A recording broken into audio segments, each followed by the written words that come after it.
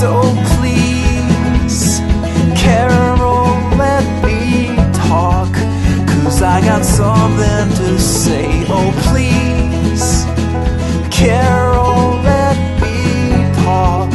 Oh, it might not take a weatherman to know which way the wind blows, or to tell you that it's sunny in Palm Springs. But that's not why I'm here. Yeah, I went to school for years so that I could tell you more about these things.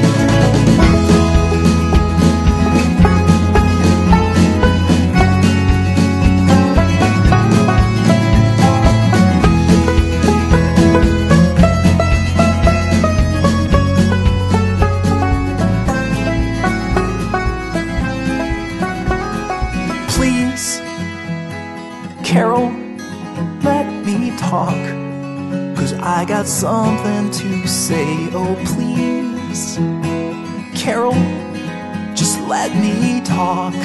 Oh, Carol, let me talk. Are going to be based on what I heard at the tables. I want to answer certain questions that I didn't get a chance to answer, so please bear with me. The one question Ken asked me at the immigration table was that what was the party going to do about the plight of the Syrian refugees? We're going to do three things actually. We're going to bring 25,000 refugees to Canada by the end of the year. The second thing we're going to do is we're going to make sure that Immigration Canada has enough resources to handle that many people. In fact, also hoping that there will be immigration officers that will go to these camps to make sure processing times are faster so we can get them here even faster. And the third thing we're going to do is a request by the United Nations High Commissioners on Refugees to make sure that we contribute to the very, very bad situations in these camps abroad. So we will fund that by another $100 million. I hope that answers your question. The second question that I was asked is about family sponsorship, especially spousal sponsorship. Unfortunately, since 2007, the processing time for spousal sponsorships have gone up by 70%.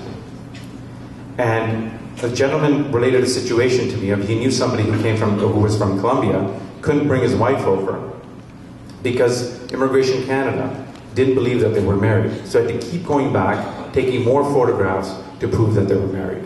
This is not right. Now the interesting thing was that's in that culture. There are certain cultures where you are not allowed to date before marriage. So that's something that we have to work on. Transportation. A young lady asked me an opinion on two-way all-day go.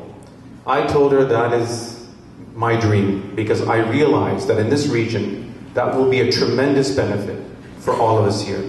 That would connect us from Kitchener all the way to Toronto. It would connect 6.2 million people.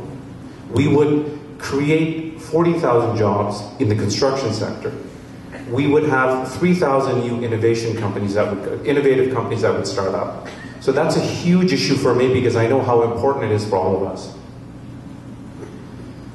The second part of that point is the fact that we have committed as a party to invest $20 billion in public infrastructure.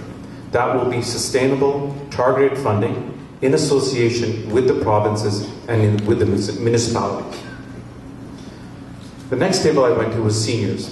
Our senior strategy, when we were conversating, that people were discussing the fact that there was one gentleman who mentioned that in a lifetime you might have 4, 5, 6 jobs. You may not stay in a position long enough to have a pension plan. Well, 1 minute already? Okay, I'll wrap it up. What he said was that there's so many times in life where you keep changing your jobs and there's no opportunity for a pension. So what happened was that the province of Ontario tried to encourage the federal government to have a pension plan. She was denied, so therefore she's going on alone. But I can tell you right now that pensions are going to be a huge issue for us because in 10 years, 25% of the population is going to be over 65.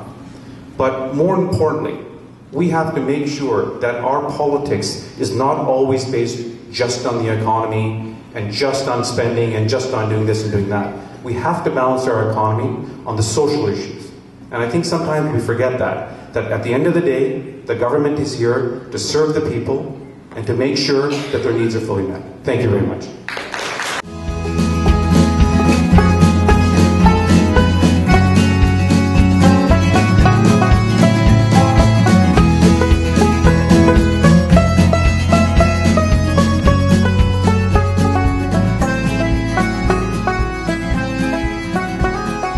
Please, Carol, let me talk, 'cause I got something to say. Oh please, Carol, just let me talk.